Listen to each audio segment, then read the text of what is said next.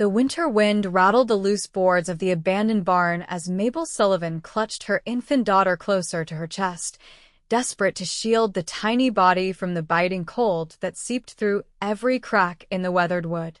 It was 1875 in the unforgiving territory of Wyoming, and she had nowhere left to run. Dawn would come soon, bringing with it the 6th day since Mabel had fled from Laramie with only the clothes on her back, her wedding ring, and her 3-month-old daughter, Daisy.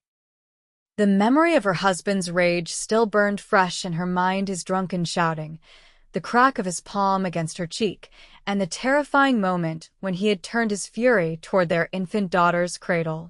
That was the moment Mabel knew she had to leave, even if it meant venturing into the wild frontier with winter approaching and no plan beyond escape. "Sure, my sweet girl," Mabel whispered as Daisy began to fuss, her tiny face scrunched up against the discomfort of hunger and cold. "We will find our way." But Mabel's confidence was a facade. Her milk was drying up from days without proper nourishment, and her own stomach had been empty for too long. The meager supplies she had managed to grab were gone, and the storm that had swept across the plains the previous night had left her disoriented and lost. Finding this abandoned barn had seemed like providence until she realized it offered little more than minimal shelter from the elements. She leaned back against a pile of moldy hay, tears streaming silently down her face. At 22, Mabel had already endured more than most women twice her age. Orphaned at 16, married at 19 to a man who had seemed kind until the bottle became his closest companion, and now here a mother on the run with no destination and dwindling hope. Daisy's cries grew louder, echoing in the empty barn, and Mabel felt a surge of panic. She was failing her daughter, the one pure thing in her broken life.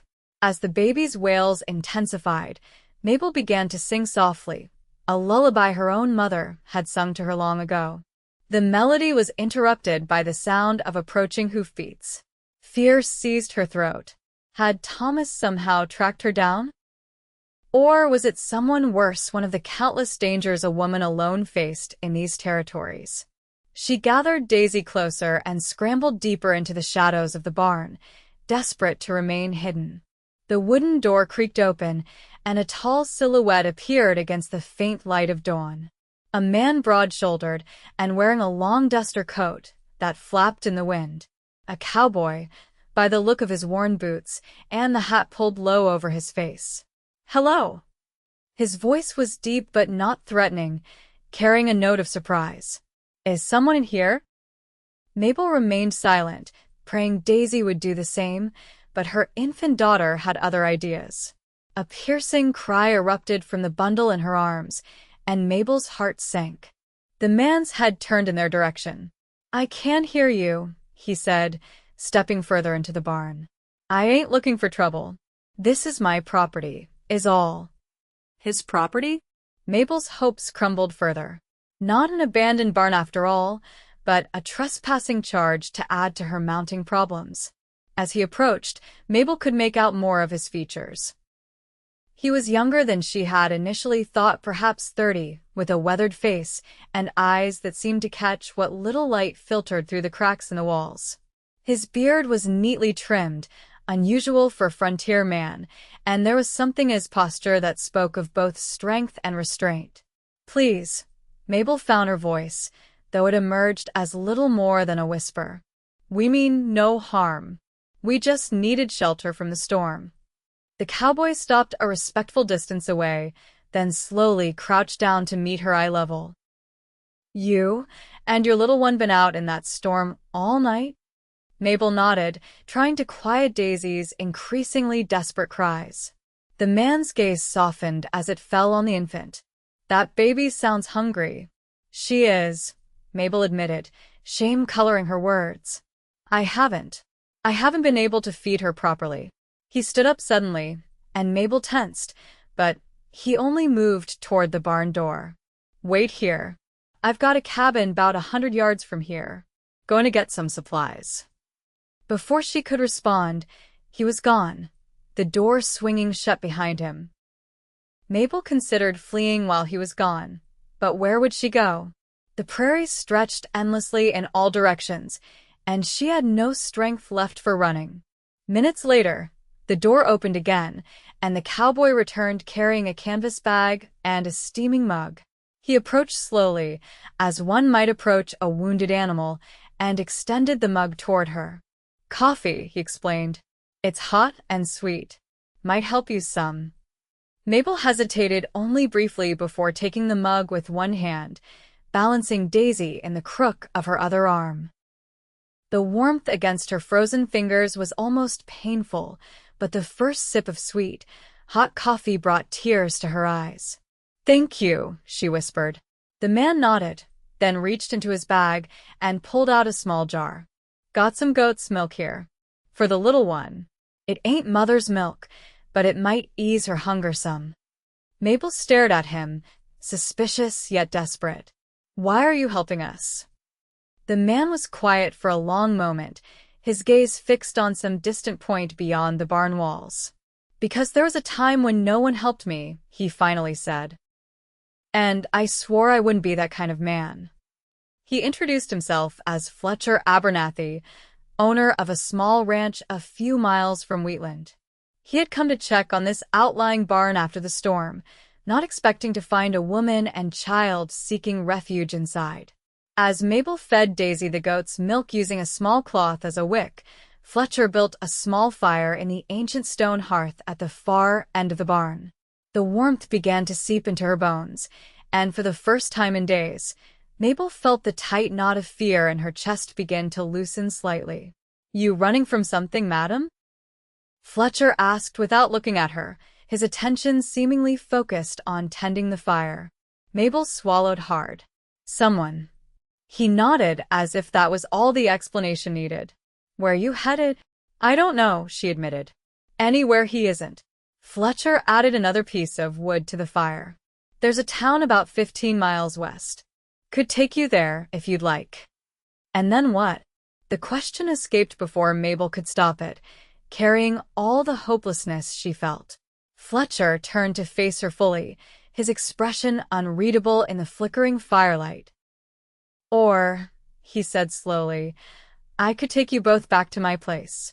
Got a proper roof, warm food, safe place to figure out your next steps." Mabel clutched Daisy tighter. "Why would you do that for strangers?" "Because that little one deserves a chance," he said simply. "And so do you." The sincerity in his voice made Mabel's throat tighten with emotion. She looked down at Daisy, now sleeping peacefully after her meal, then back at this man, this stranger offering sanctuary when she had nowhere else to turn. "I'll take you both," Fletcher said, his voice firm with decision. "At least until the weather breaks, and you can decide what's next." And so, as the morning sun finally broke through the clouds, illuminating the snow-covered prairie in golden light, Mabel Sullivan made the choice to trust Fletcher Abernathy, a decision that would alter the course of all their lives in ways none of them could imagine. Fletcher's ranch was modest but well-maintained, evidence of a man who took pride in his work despite having little to show for it. The main cabin was constructed of sturdy logs with a stone chimney that sent smoke curling into the clear blue sky. A small barn stood nearby, housing 2 horses, a milk cow, and several goats. Behind the cabin, a chicken coop completed the homestead. As Fletcher helped Mabel down from his horse, Daisy secured firmly against her chest, she took in the isolated beauty of the place. Rolling hills stretched in all directions, dusted with the first snow of winter, and in the distance, the jagged peaks of mountains touched the sky. "It's not much," Fletcher said, suddenly self-conscious as he observed Mabel taking in his home. "But it's dry and warm." "It's wonderful," Mabel replied honestly. After days in the elements, the simple cabin looked like a palace to her tired eyes. Inside, the cabin was neat but sparse, a table with 2 chairs, a small cookstove, shelves holding provisions, and a narrow bed in one corner. A colorful quilt, incongruously beautiful against the rustic surroundings, was carefully spread across the bed. Fletcher immediately said about building up the fire in the stove. "You and the little one can take the bed," he said, his back to her as he worked. "I'll sleep in the barn loft." "I can't put you out of your own bed," Mabel protested. Fletcher shook his head. "Wouldn't be right otherwise. Besides, spent many a night in that loft. It's plenty comfortable." As he heated water for a proper meal, Mabel learned that Fletcher had been on his own since he was 16, when both his parents died of influenza within days of each other. He had worked as a ranch hand, saved every penny, and eventually purchased this small plot of land 3 years ago. "Not much, but it's mine," he said simply. "No one to answer to but myself." Over a hot meal of beans, cornbread, and surprisingly tender venison, Mabel found herself sharing her own story: her parents' deaths from a wagon accident, her marriage to Thomas Sullivan, a shopkeeper in Laramie who had courted her with gentle words and promises of security, and the gradual deterioration of that dream as Thomas turned to whiskey to dull the disappointment of his failing business. "The drinking got worse after Daisy was born," she explained, her eyes fixed on her plate. "He blamed me for the expense of a child, said I'd trapped him. When he started breaking things, I told myself it was just the liquor talking. But that night—" She trailed off, unable to continue. "You don't need to say more," Fletcher assured her, his voice gentle. "You did what any good mother would do." For 3 days, Mabel and Daisy remained at Fletcher's cabin, regaining their strength. Fletcher proved to be a kind but reserved host, giving them space while ensuring they had everything they needed. He spent most daylight hours outside, tending to his livestock and property, coming in only for meals, which they shared in a silence that gradually became comfortable rather than awkward. On the 4th morning, Mabel woke to find Fletcher already gone, a note on the table informing her that he had ridden to town for supplies and would return by nightfall. Left alone in his cabin, Mabel felt a strange mix of gratitude and unease. This man had saved them, yet she barely knew him, and she couldn't stay here indefinitely, living off his charity. With Daisy sleeping peacefully in a makeshift cradle Fletcher had constructed from an old wooden crate, Mabel decided to make herself useful. She swept the floor, organized the shelves, and prepared a stew using vegetables from Fletcher's root cellar. As she worked, she found herself humming, the simple domestic tasks bringing an unexpected sense of peace.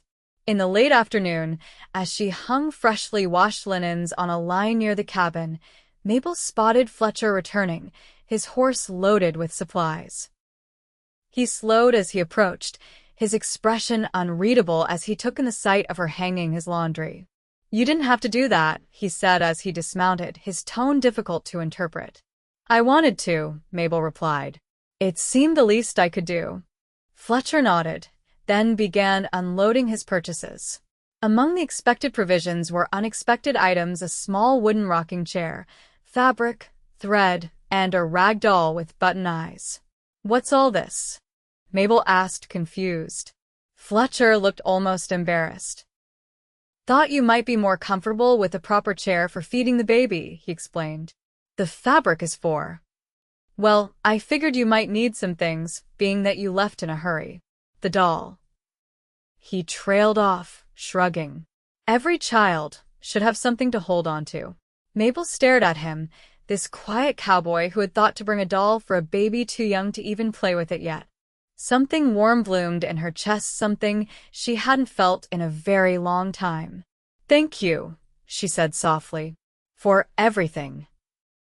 That evening, as they sat before the fire, Daisy sleeping peacefully in her cradle, Fletcher cleared his throat awkwardly.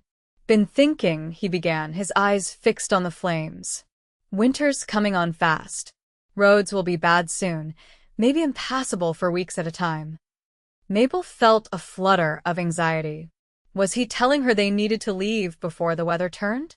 "What I mean to say is," Fletcher continued, "you're welcome to stay through winter, if you've nowhere pressing to be." Relief washed over her. "You wouldn't mind?" Fletcher looked up from the fire, meeting her eyes directly. "I wouldn't offer if I minded.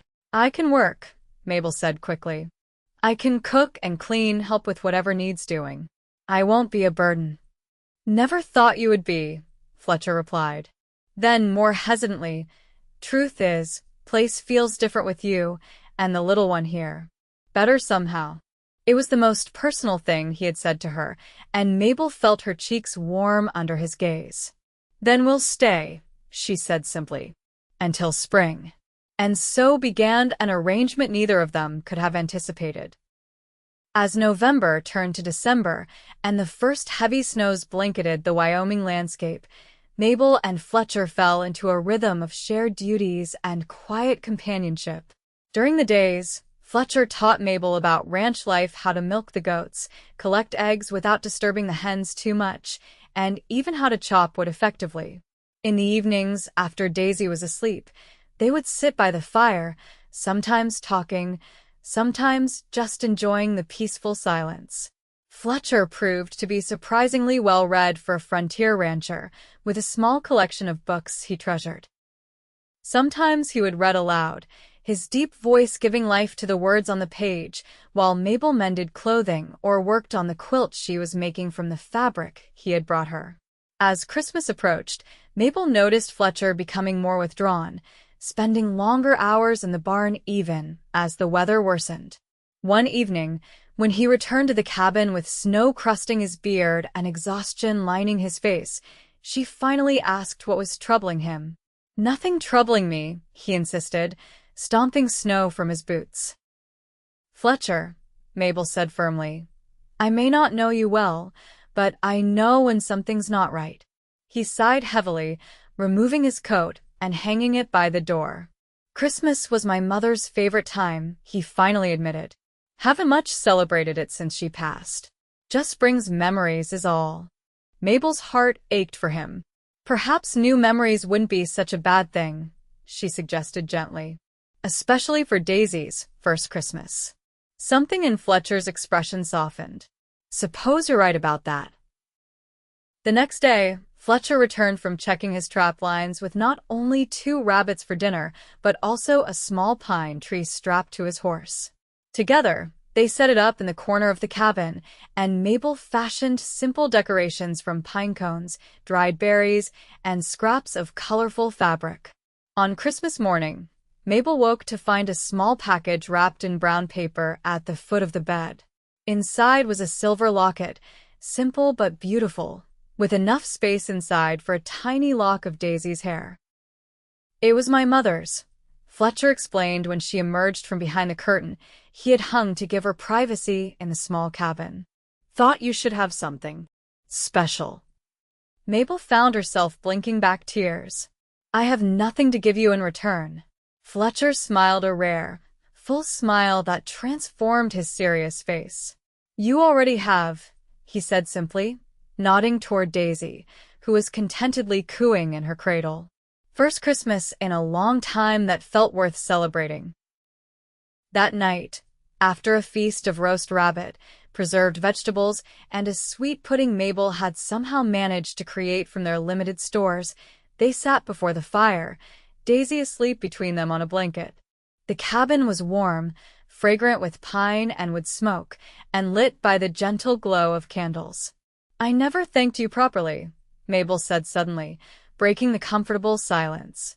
"For finding us that day in the barn. For saying you'd take us both." Fletcher was quiet for a long moment. "No need for thanks between friends," he finally replied. "Is that what we are? Friends?" Mabel asked, something in his tone making her wonder if there was more he wanted to say. Fletcher met her gaze, and in the firelight, she could see a vulnerability in his eyes she'd never noticed before. "I'd like to think so," he said softly. "Though I admit, having you and Daisy here, it's made me think about things I thought I'd put aside for good." "What things?" Mabel asked, her heart beating faster. "Family," Fletcher said simply. "A life that's about more than just surviving from one season to the next." The word hung between them, full of meaning neither was quite ready to articulate. But as they sat together in the warm glow of Christmas night, something shifted between Mabel Sullivan and Fletcher Abernathy, something that felt remarkably like the foundation of a new beginning. As January settled over the Wyoming territory with bitter cold and howling blizzards, the small cabin became a haven of warmth and increasing familiarity. Mabel found herself watching Fletcher more closely, the careful way he handled Daisy, now growing and alert at 4 months old, the strength in his hands as he worked, the rare but transformative smile that would sometimes break through his reserved demeanor. For his part, Fletcher seemed to be making an effort to be more present, to share more of himself. He began telling Mabel stories from his past about his father teaching him to track and hunt, his mother's talent for growing flowers even in the harsh prairie climate, his time working cattle drives before settling on his own land. "Never thought I'd want to stay in one place," he admitted one evening as they sat shelling peas Mabel had dried the previous fall. "Always figured I'd keep moving, see more of the country." "What changed your mind?" Mabel asked. Fletcher's hands stilled. "Saw too many old cowboys with nothing to show for all those years of wandering. No home, no family, just memories and aching bones." He looked up, meeting her eyes. "Decided I wanted to build something that would last." There was something in his voice that made Mabel's breath catch, a longing that resonated with her own deepest desires, not just for shelter and safety, but for belonging, for a place and people to call her own. As February arrived, bringing with it unexpected warm days that began to melt the deep snow, Mabel realized with a start that, until spring, was no longer a distant future, but an approaching reality. The thought of leaving Fletcher's cabin, of taking Daisy away from the only stable home she had known, filled her with a dread she couldn't ignore. One afternoon, while Fletcher was repairing a section of fence damaged by the winter storms, Mabel sat in the rocking chair by the window, watching him work while Daisy nursed. The baby had grown plump and healthy under their care, her dark eyes alert and curious, her tiny hands reaching for everything within her grasp. "He saved us, little one," Mabel whispered to her daughter. "But I think perhaps we saved him too, in a different way." That evening, Fletcher returned to the cabin earlier than usual, stamping snow from his boots and hanging his coat by the door with a practiced motion that had become comfortingly familiar. "Smells good in here," he commented, nodding toward the pot of stew simmering on the stove. "Wild onions are coming up early by the creek," Mabel explained. "Thought they might add some flavor." Fletcher nodded, then stood awkwardly in the middle of the room, as if uncertain what to do next. Finally, he pulled a folded paper from his shirt pocket. "Got a letter from town today," he said. "Rode over to check the pass, see if it was clearing. Postmaster had this waiting." Mabel took the letter, surprised. "For me? No one knows I'm here." "It's addressed to me," Fletcher explained. "But it's about you. From the sheriff in Laramie." Mabel felt the blood drain from her face. "Thomas." Fletcher's expression hardened slightly. "I wrote to inquire about your situation. Wanted to know if we needed to be cautious." And Mabel barely breathed the word. "Your husband died 3 weeks ago. Exposure during a blizzard. They found him a mile outside of town with an empty whiskey bottle." Fletcher's voice was gentle but direct. "I'm sorry, Mabel." Mabel sank into the rocking chair, a confusing storm of emotions washing over her. Relief, guilt, grief, not for the man Thomas had become but for the man she had once thought him to be, and beneath it all, a startling sense of freedom. "Daisy and I are truly alone now," she whispered. Fletcher took a step toward her, then hesitated. "You're not alone," he said firmly. "Not unless you choose to be." Mabel looked up at him, this man who had become so much more than a rescuer or reluctant host over the past months. "What are you saying, Fletcher?" He knelt before her chair, his weathered hands tentatively reaching for hers. "I'm saying that when I found you and Daisy in that barn, I had no idea how empty my life had been until then. I'm saying that this cabin has become a home with you in it. I'm saying." He paused, seemingly gathering courage. I'm asking if you might consider staying not just until spring, but for good. Mabel's heart pounded in her chest. As what? Your housekeeper. Fletcher's eyes, usually so guarded, were open and vulnerable now. As my wife, if you'd have me. As a mother to Daisy, and maybe, in time, to other children we might have together. You want to marry me? Mabel whispered, scarcely believing what she was hearing. I do, Fletcher confirmed, his voice steady despite the emotion evident in his eyes. I know it hasn't been long, and I know your heart needs time to heal. But I also know that I love you, Mabel Sullivan. I love Daisy as if she were my own, and I promise to spend every day trying to be worthy of you both. Tears filled Mabel's eyes, not of sorrow but of an overwhelming joy she had never expected to feel again. You already are worthy, she said softly. More than worthy. She leaned forward, closing the distance between them, and placed her hand against his bearded cheek. Yes, she said simply. Yes, I will stay. Yes, I will marry you. The kiss they shared was gentle, but filled with promise, the promise of a future neither had dared to imagine before fate brought them together in an abandoned barn during a winter storm. Spring arrived in earnest by mid-March, transforming the snow-covered prairie into a carpet of fresh green grass dotted with wildflowers.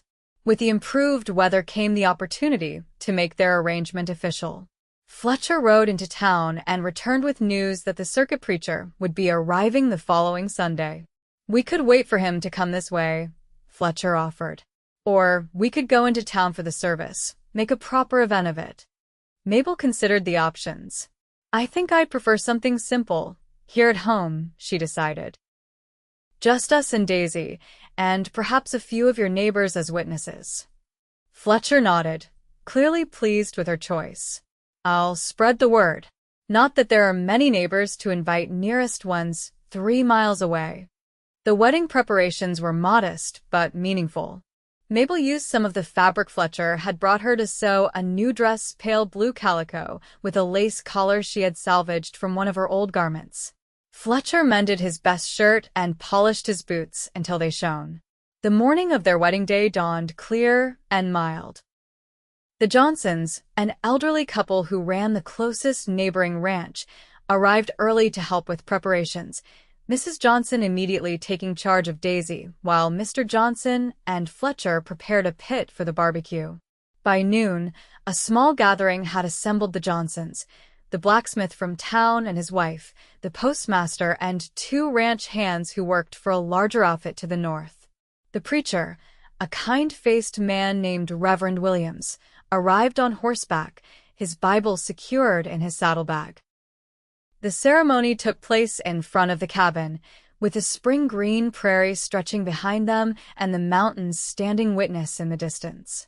Mabel held Daisy in one arm, a small bouquet of wildflowers in her free hand, as Fletcher stood tall and solemn beside her. Dearly beloved, the Reverend began, his voice carrying in the clear air.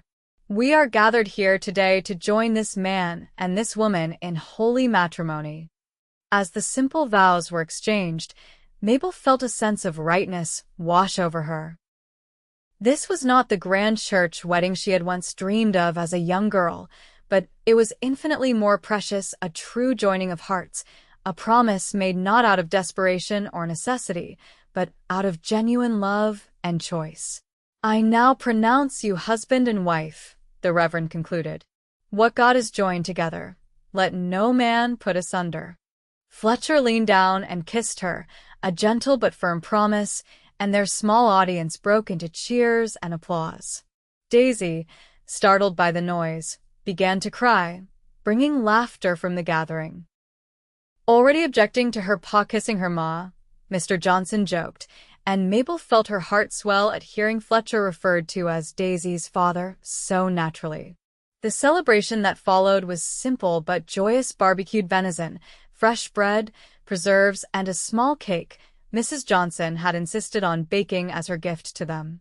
As the afternoon sun began to dip toward the horizon, casting long shadows across the prairie, their guests departed one by one, leaving the newly formed family alone. That night, after Daisy was asleep in the cradle Fletcher had spent weeks carving by hand, husband and wife sat together on the porch of their cabin, watching as the first stars appeared in the darkening sky. "Happy, Mrs. Abernathy?" Fletcher asked, his arm around her shoulders. Mabel leaned into his embrace, savoring the sound of her new name. "Happier than I ever thought possible," she admitted. "Are you?" Fletcher was quiet for a moment, his gaze fixed on the distant horizon. "You know, when I was a boy, my father told me that a man makes his own luck in this world." Didn't believe him for a long time. Seemed like no matter how hard I worked, luck was something that happened to other folks. He turned to look at her, his eyes reflecting the fading light. "But finding you and Daisy in that barn? That was more luck than any man deserves in a lifetime. So yes, I'm happy. Happier than I have any right to be." Mabel reached up to touch his face, her fingers tracing the line of his jaw. "It wasn't luck, Fletcher. It was providence." As spring turned to summer, the Abernathy ranch flourished under the care of its expanded family. Fletcher, energized by his new responsibilities as husband and father, worked from dawn to dusk improving the property. He added a room to the cabin, built a proper fence around the vegetable garden Mabel had planted, and began construction on a new, larger barn. Mabel, for her part, threw herself into making their house a home. She sewed curtains for the windows, planted flowers along the path to the door, and filled the cabin with small touches that transformed it from a bachelor's shelter to a family dwelling. She learned to make cheese from the goat's milk, to preserve the bounty from her garden, and to manage the countless tasks that came with ranch life. And at the center of it all was Daisy, growing and thriving under the love of both her mother and the man who had claimed her as his daughter in every way that mattered. By her first birthday in September, she was crawling everywhere, pulling herself up on furniture, and babbling a constant stream of sounds that occasionally resolved into recognizable words, Mama, and, to Fletcher's evident delight, Papa. The celebration of Daisy's birthday coincided with another significant announcement. Mabel, who had been feeling unusually tired for several weeks, confirmed what she had begun to suspect: she was expecting their second child, due to arrive in the early spring. Fletcher's reaction to the news was everything Mabel could have hoped for. His eyes widened, then filled with tears he didn't bother to hide as he gathered her in his arms. "A baby," he whispered against her hair. "Our baby. Are you pleased?" Mabel asked, although his reaction had already answered her question. Fletcher pulled back to look at her, his expression one of wonder. "Please doesn't begin to cover it," he said. "A year ago, I was a man with nothing but land and livestock. Now I'm a husband, a father to the most beautiful little girl in the territory, and soon to be father again." He shook his head in amazement. "It's more blessing than I ever dreamed of." As winter approached once more, Mabel often found herself thinking about the contrast between this year and the last. A year ago, she had been desperate, fleeing with an infant into the unknown, certain that her life was ending. Now, her days were full of purpose and joy, her future secure in the love of a good man and the family they were building together. One evening in late November, as the first serious snow of the season fell outside, Mabel sat in the rocking chair Fletcher had given her, working on a tiny garment for the baby growing within her. Fletcher was on the floor with Daisy, patiently helping her stack wooden blocks he had carved for her.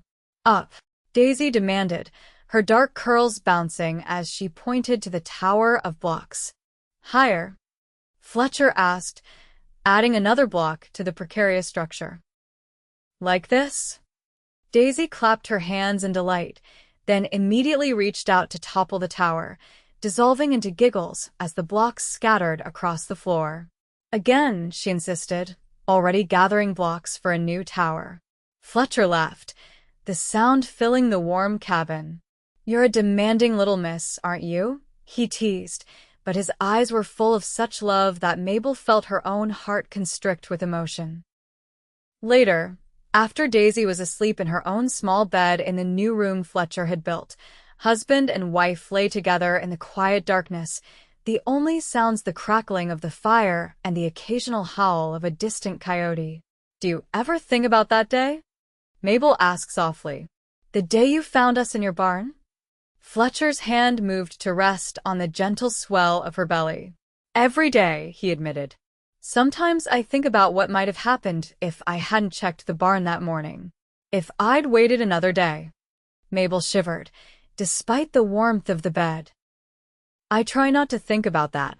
I didn't mean to upset you," Fletcher said quickly, pulling her closer. "I just meant I'm grateful for whatever twist of fate brought you to my barn on that particular morning." "As am I," Mabel whispered, "though I suspect it was more than fate." Fletcher was quiet for a moment. "My mother would have said it was God's hand," he finally said. "She was a great believer in divine intervention." "And you?" Mabel asked. "What do you believe?" Fletcher's hand continued its gentle circling on her belly.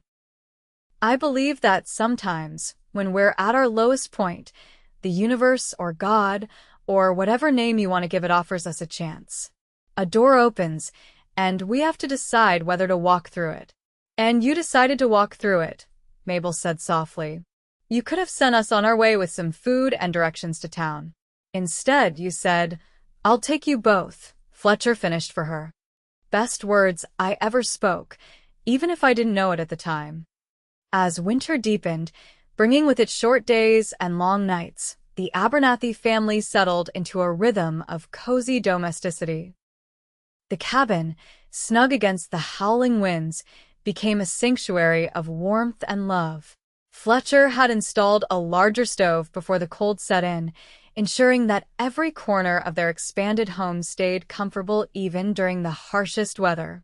December brought Christmas once again, but this year it was a true celebration. Fletcher rode to town through a break in the storms and returned with presents: a wooden horse on wheels for Daisy, a new shawl for Mabel, and the promise of a proper cradle for the new baby, which he was already working on in secret during the hours Mabel spent resting.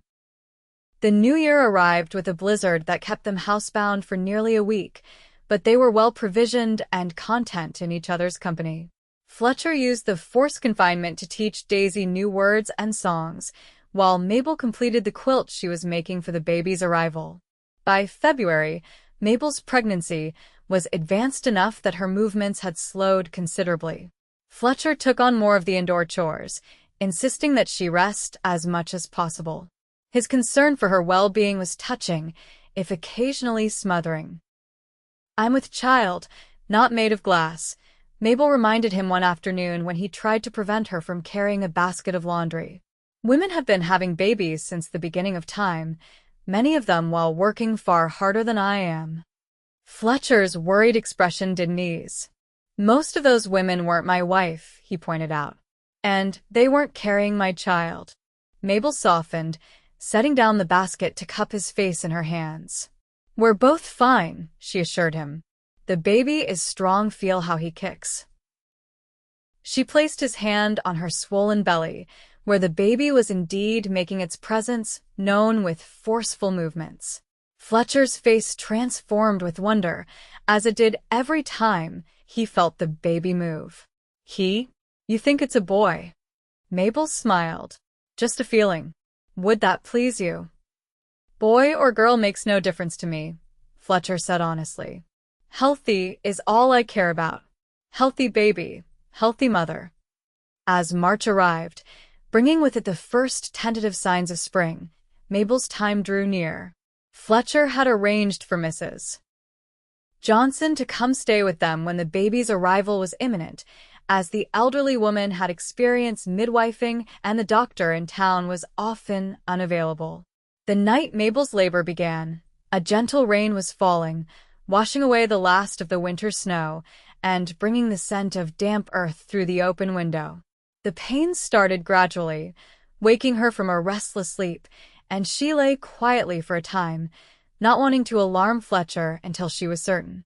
When the contractions began to strengthen and establish a regular pattern, she gently shook him awake. "Fletcher," she whispered. "I think it's time to send for Mrs. Johnson." Fletcher was instantly alert, sitting up and lighting the lamp beside their bed. "Are you sure? How long have you been having pains?" "A few hours," Mabel admitted. "But they're stronger now and coming more regularly." Fletcher was already pulling on his clothes.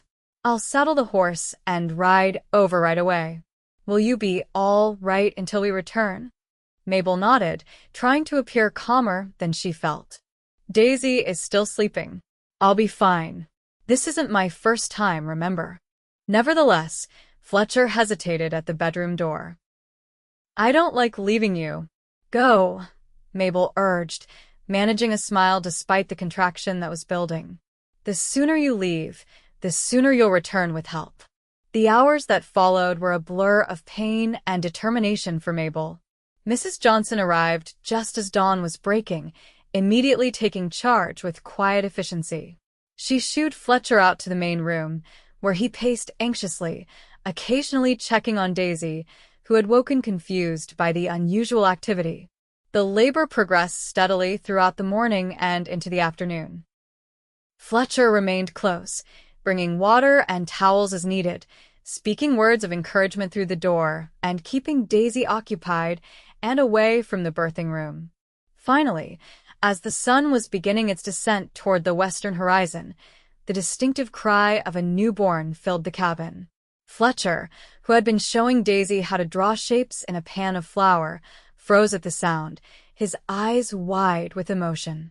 Moments later, Mrs. Johnson appeared in the doorway, her weathered face wreathed in a tired smile. "Mr. Abernathy," she said formally, though her eyes twinkled, "would you like to meet your son?" Fletcher lifted Daisy into his arms and approached the bedroom with reverent steps. Inside, Mabel reclined against a mound of pillows, her face exhausted but radiant, a small bundle cradled in her arms. She looked up as Fletcher entered, her smile soft and triumphant. "We have a son," she said simply. Fletcher sat carefully on the edge of the bed, Daisy peering curiously from his lap at the new arrival. The baby was tiny but perfect, with a shock of dark hair and skin still flushed from the effort of birth. "He's beautiful," Fletcher whispered, reaching out a tentative finger to touch the baby's cheek. "Just like his mother." "Would you like to hold him?" Mabel asked. With infinite care, Fletcher accepted the swaddled infant, cradling him in one arm while keeping Daisy secure with the other. The baby's eyes, unfocused but alert, seemed to look directly at him, and Fletcher felt a surge of love so powerful it nearly overwhelmed him. "Hello, little man," he said softly. "I'm your pa." "What shall we name him?" Mabel asked, watching the two most important men in her life meeting for the first time. Fletcher considered for a moment. "Daniel," he suggested. "After my father, if that suits you." "Daniel Abernathy." Mabel tested the name. "It's perfect." Daisy, who had been watching the baby with intense curiosity, suddenly reached out a small hand toward her brother. "Baby," she declared with satisfaction. "That's right, sweetheart," Mabel confirmed. "That's your baby brother, Daniel." "Danny," Daisy amended, apparently deciding the full name was too much effort. Fletcher laughed, the sound rich with joy. "Danny it is then." As night fell over the prairie, the Abernathy family settled into their new configuration. Mrs. Johnson departed after ensuring mother and baby were comfortable, promising to return the next day to check on them. Fletcher prepared a simple meal for himself and Daisy, then returned to Mabel's side, bringing her food and tea. Later, with Daisy asleep in her bed and Daniel dozing in the cradle Fletcher had crafted with such care, husband and wife had a moment alone. "Thank you," Fletcher said suddenly, his voice thick with emotion. "For what?" Mabel asked, nestled against his side. "For everything. For trusting me that day in the barn. For becoming my wife. For giving me a family." He pressed a kiss to her forehead. For making me the happiest man in Wyoming territory. Mabel smiled, her eyes heavy with well-earned exhaustion. I should be thanking you, she murmured. You saved us. No, Fletcher corrected gently. We saved each other. Spring blossomed fully across the prairie, bringing with it renewal and growth. The Abernathy ranch flourished under the combined efforts of Fletcher and Mabel, who managed to balance the demands of their expanding operation with the needs of their young family. Daniel, or Danny as he was universally called, proved to be a content baby with his father's quiet disposition and his mother's expressive eyes. At 3 months old, he was already showing a keen interest in his surroundings, especially his sister, who had appointed herself his primary protector and entertainer. Gentle Daisy, Mabel would remind her daughter, who sometimes forgot that her brother wasn't one of her dolls. Danny is still very small. Danny, grow big, Daisy would reply confidently. Like Papa. The mention of Fletcher as Papa never failed to bring a smile to Mabel's face. The bond between her husband and daughter was something she treasured deeply, proof that family was about love, not merely blood. As summer approached, Fletcher expanded their livestock holdings, adding a small herd of cattle to their existing animals. The purchase represented a significant investment, but with beef prices rising and the railroad expanding westward, he was confident it would secure their future prosperity. I want to build something that will last, he explained to Mabel one evening as they sat on the porch, watching the sunset paint the prairie in gold and crimson. Something we can pass on to Danny and Daisy when they're grown. And any other children we might have, Mabel added with a smile. Fletcher's eyes widened slightly. Are you? Mabel laughed. No, not yet. But someday, perhaps. I always wanted a large family. Fletcher reached for her hand, intertwining their fingers. As many children as you want, he promised. Though perhaps we should wait until Danny is walking before we think about another. The summer passed in a blur of activity. Fletcher hired 2 young men from town to help with the cattle and the haying, allowing him to spend more time close to home. Mabel's garden produced abundantly, keeping her busy preserving vegetables and fruits for the winter ahead. Daisy, now nearly 2, was talking in complete sentences and insisting on helping with every task, while Danny grew stronger each day, learning to roll over and sit up with determined effort. In August, a letter arrived that disrupted their peaceful existence. It was from a lawyer in Laramie, informing Mabel that Thomas's estate had finally been settled, and as his widow, she was entitled to the proceeds from the sale of his store and remaining possessions. The sum was modest, but not insignificant enough to make a real difference in their lives. It's your money, Fletcher said firmly when Mabel suggested putting it toward the ranch. You should use it for something you want. Mabel considered this as she rocked Danny to sleep that night. What did she want? The question seemed almost foreign after so many years of simply trying to survive, of putting others' needs before her own. The answer came to her gradually over the following days. What she wanted most was security for her children and a life where she could contribute meaningfully to their future. With that in mind, she approached Fletcher with a proposal. I want to start a dairy, she explained. Not just for our own use, but to sell cheese and butter in town. We already have the goats and the cow, and I've become quite good at cheese making, if I do say so myself. Fletcher listened thoughtfully, nodding as she outlined her plan. It's a solid idea, he agreed. The mining camps to the north would pay good money for fresh dairy products. But it would mean more work for you, and you're already busy with the children and the house. We could build a proper dairy room onto the back of the cabin, Mabel continued, warming to her subject. And perhaps, once Danny is a bit older, we could hire a girl from town to help with the children and the housework a few days a week. Fletcher's slow smile told her he was convinced. My clever wife, he said proudly, always thinking ahead. By the fall of 1877, the Abernathy Ranch had transformed from a modest homestead into a thriving operation. The new barn was complete, housing their expanded livestock holdings. The cabin had been enlarged again, with a dedicated room for Mabel's dairy business, which was already developing a reputation for quality products. A sturdy fence now enclosed a yard where Daisy could play safely while Mabel worked, and the vegetable garden had doubled in size. More significant than the physical changes, however, was the sense of permanence and purpose that had taken root in both Fletcher and Mabel. No longer was he the solitary rancher, existing day to day with little thought for the future. No longer was she the desperate young mother, fleeing from danger with no destination in mind. Together, they had built something neither could have achieved alone: a home, a business, a legacy for their children. On a crisp October afternoon, as golden leaves drifted from the cottonwoods that lined the creek, Fletcher returned from town with unexpected news. "Ran into Reverend Williams," he told Mabel as he helped her bring in the last of the garden harvest. "He's performing a wedding next Sunday for the blacksmith's daughter, and he mentioned that they're planning to consecrate the new church building the same day. Thought we might attend. Take the children for an outing." Mabel looked up from the basket of squash she was sorting. "That would be lovely," she agreed. "Daisy would enjoy seeing other children, and it's been ages since I've been to a proper church service." Fletcher nodded, though he seemed distracted. "Thought we might get Danny baptized while we're there," he added casually. "If you think that's appropriate." Mabel straightened, studying her husband's face. "I think it's a wonderful idea," she said softly. "But what about Daisy?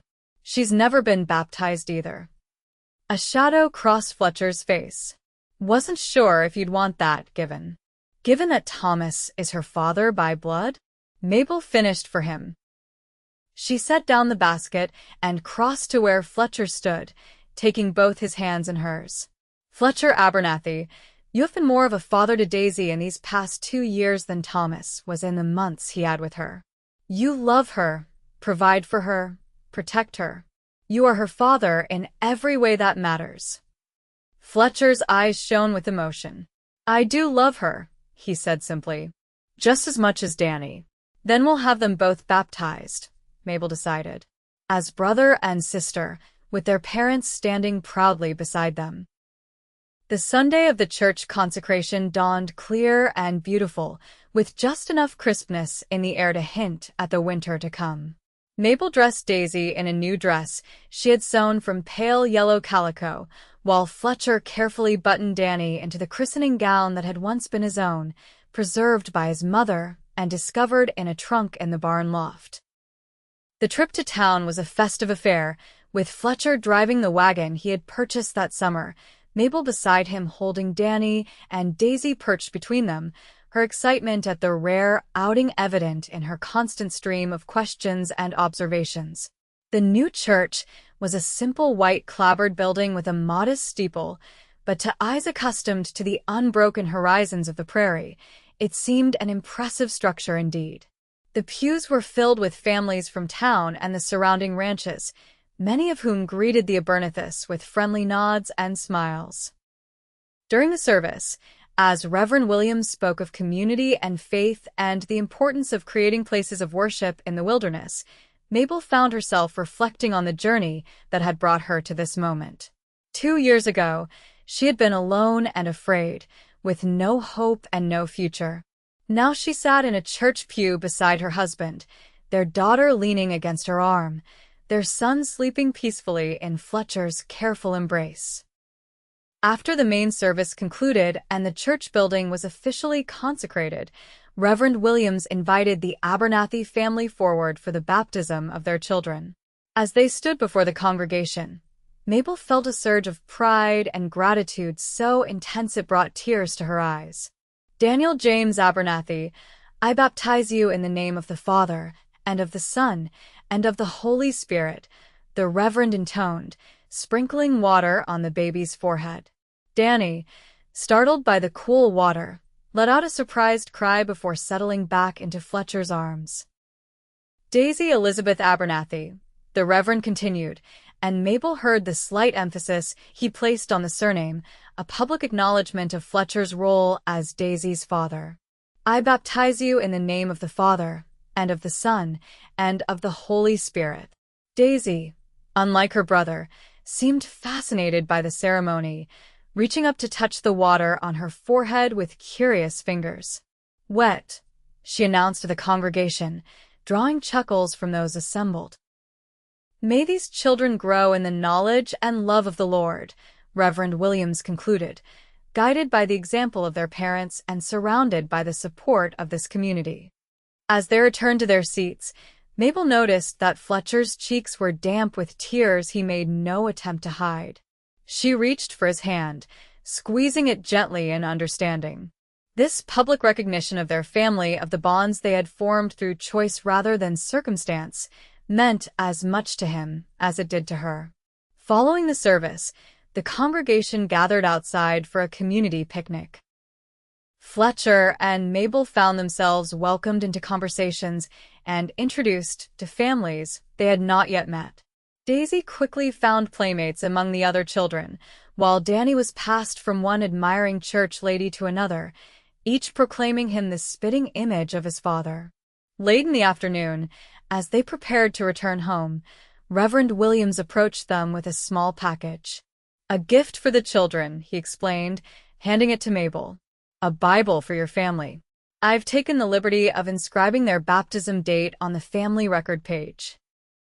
Mabel opened the Bible to the indicated page and found not only the baptism date, but also a complete family tree, with Fletcher and Mabel listed as parents to both Daisy and Daniel Abernathy.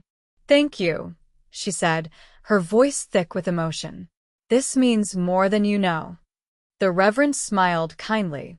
"Family is more than blood, Mrs. Abernathy. It's love and commitment and choice. You and your husband have built something beautiful here, something that honors the true meaning of family." As they drove home in the gathering dusk, Daisy asleep against Fletcher's side and Danny cradled in Mabel's arms, a comfortable silence settled between husband and wife, filled with shared contentment and unspoken understanding. "Happy?"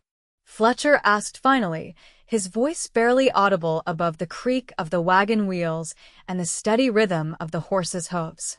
Mabel looked at him, this man who had found her at her lowest moment and offered not just shelter but a future she could never have imagined.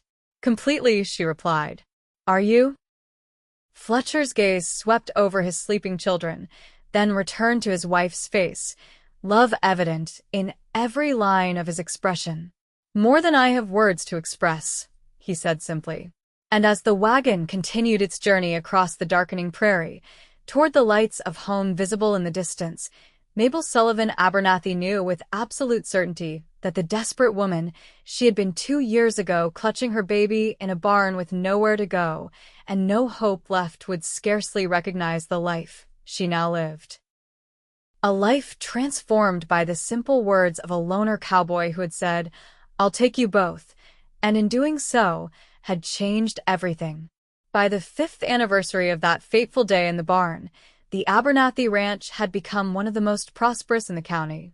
Fletcher's careful management of their cattle operation, combined with Mabel's thriving dairy business, had allowed them to purchase additional land and improve their home considerably. The original cabin remained at the heart of the structure, but it had been expanded into a proper house with 4 bedrooms, a spacious kitchen, and even a small parlor where Mabel proudly displayed the piano Fletcher had surprised her with on their 3rd wedding anniversary. Their family had grown as well. In addition to Daisy, now 6 and attending the newly established school in town, and Danny, a sturdy 4-year-old with his father's quiet determination, they had welcomed twin girls, Sarah and Sophia, just after their 4th anniversary. The twins, now 10 months old, were identical in appearance, but already showing distinct personalities, Sophie bold and curious, Sarah more contemplative and cautious. On a warm September afternoon, as Mabel sat on the porch shelling peas with the twins playing on a blanket beside her, she spotted a cloud of dust on the horizon that signaled riders approaching. Setting aside her work, she shaded her eyes against the sun, trying to identify the visitors. Fletcher emerged from the barn, having also noticed the approaching party. "Expecting anyone?" he called to Mabel. She shook her head. No. Could it be the Johnsons? Fletcher's hand moved instinctively to the revolver he kept at his hip when working around the property, a precaution rather than an expectation of trouble. "Too many riders," he observed. "Looks like 4, maybe 5. As the riders drew nearer, Mabel gathered the twins and moved toward the house, her heart beating a little faster. Though their part of Wyoming had become more settled in recent years, with a proper town growing nearby and more families establishing homesteads, there was always an element of uncertainty when strangers appeared.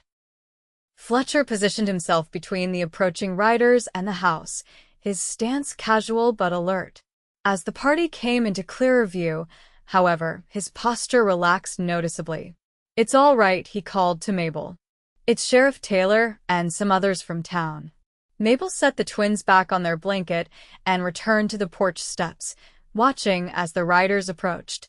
Sheriff Taylor, a good man who had been elected the previous year when the county formally organized, led the group. Behind him rode the postmaster, Reverend Williams, and 2 men Mabel didn't immediately recognize.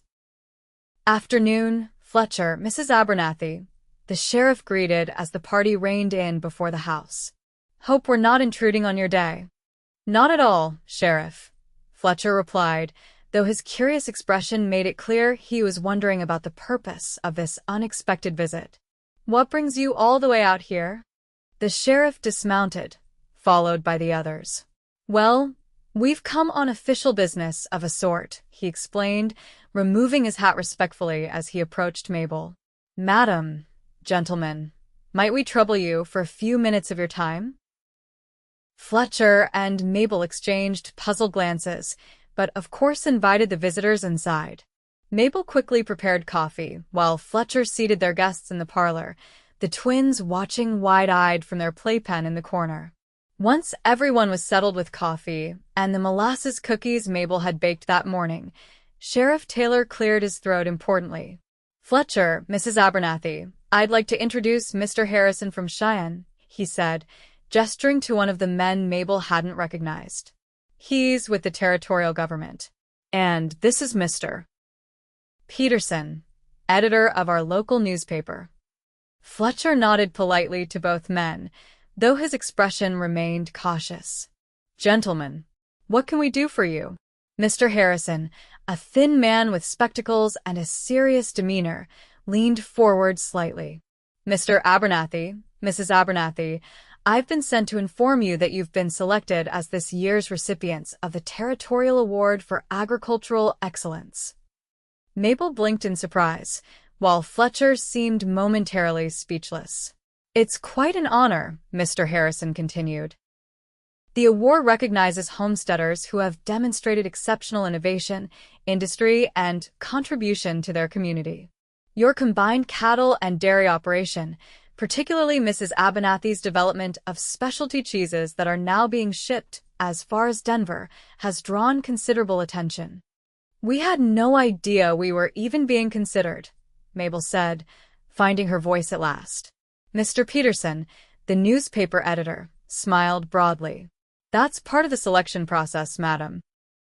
Nominations come from the community, and the committee makes its decision based on merit, not application. The formal presentation will take place at the Territorial Fair in Cheyenne next month," Mr. Harrison explained. "The governor himself will present the award, which includes a monetary prize of $500 and recognition in agricultural journals throughout the region." Fletcher finally recovered from his surprise. "This is unexpected," he said, his voice gruff with emotion. "We're just doing what needs doing, trying to build something worthwhile." "And that's precisely why you were selected," Sheriff Taylor said warmly. "You two have built something remarkable here in just a few years. Started with practically nothing, and now look at all this." He gestured expansively, encompassing the comfortable home and the prosperous ranch beyond. Reverend Williams, who had remained quiet until now, leaned forward. "If I might add, it's not just your agricultural achievements that impress the committee. It's the example you've set as a family and as members of our community. The way you've taken in others who needed help, like young Jamie who works for you now, or the Wilson family after their place burned down last winter. Mabel felt her cheeks warm at the praise. The decisions to help others had never seemed exceptional to her or Fletcher, just the natural response to neighbors in need, perhaps influenced by their own history. "We're honored," Fletcher said simply, reaching for Mabel's hand. "Though there are many others in the territory who work just as hard and deserve recognition. Perhaps next year it will be their turn," Mr. Harrison said with a smile. But this year, the committee was unanimous in selecting Abernathy Ranch. After their visitors departed, promising to send formal details about the award ceremony, Fletcher and Mabel stood together on the porch, watching as the riders disappeared into the distance. "Can you believe it?" Mabel asked softly. "An award from the territorial governor." Fletcher shook his head, seeming still somewhat dazed by the news. "5 years ago, I was a man with a half-built barn and more dreams than prospects. And you? I was a desperate woman hiding in that very barn," Mabel finished for him, leaning against his solid presence. "With a hungry baby and no hope for tomorrow." Fletcher turned to face her fully, his hands coming to rest gently on her shoulders. "Did you ever imagine, that morning when I found you, that we'd end up here? With all this?"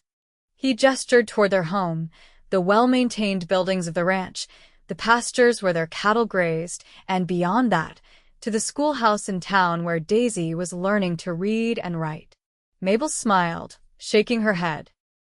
"I couldn't see beyond the next hour, let alone years into the future. I was just grateful you didn't send us away." "Best decision I ever made," Fletcher said softly, pulling her into his arms. "Saying I'd take you both."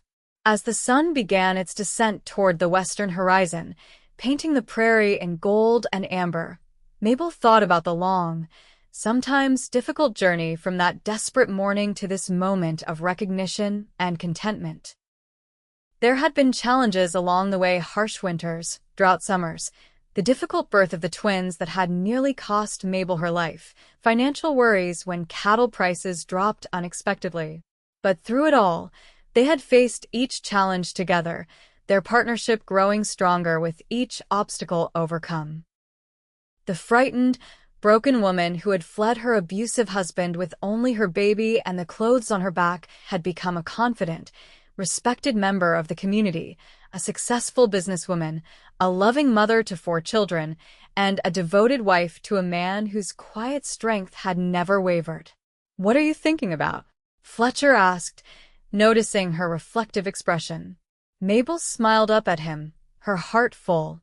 "I was thinking that some people search their whole lives for a place to belong, for someone to love who loves them in return. And somehow, against all odds, we found that in each other." Fletcher's arms tightened around her. "We did," he agreed. "And we built something neither of us could have built alone."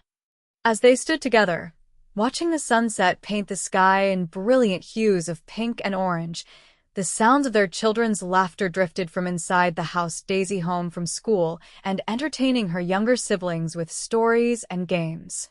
The everyday music of family life, once so foreign to both Fletcher and Mabel, now the soundtrack to their shared existence. "I love you, Fletcher Abernathy," Mabel said softly, "more with each passing day." Fletcher pressed a gentle kiss to her forehead.